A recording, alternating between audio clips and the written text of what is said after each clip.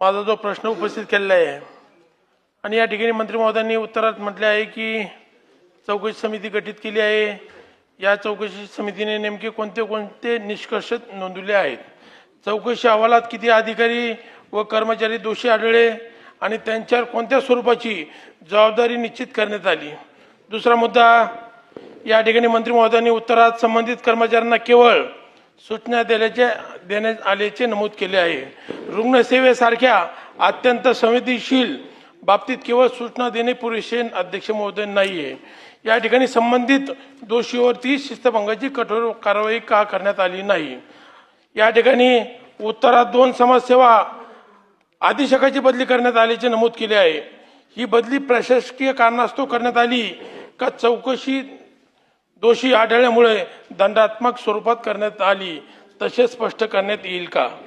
विनापरवानगी गैरहजर राहणाऱ्या कर्मचाऱ्याचे रजा विना वेतन करण्यात आल्याचे सांगितले आहे। अशा कर्मचाऱ्यावर महाराष्ट्र नागरी सेवा शिस्त व अपील या ठिकाणी नियमानुसार विभागीय चौकशी अथवा अन्य शिस्तभंगात्मक कारवाई करण्यात आली आहे का?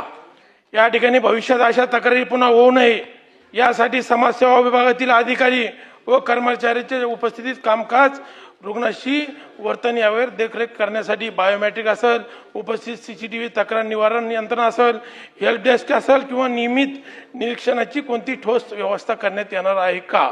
रुग्ण व त्यांच्या नातेवाईकास येणाऱ्या तक्रारीचे निवारण करण्यासाठी स्वतंत्र तक्रार निवारण कक्ष निश्चित कालमर्यादा कारवाई करण्याची व्यवस्था शासन राज्यातील सर्व शासकीय वैद्यकीय महाविद्यालयामध्ये लागू करणार आहेत का? सर, जे समूह रुग्णातील समाजसेवा विभागाच्या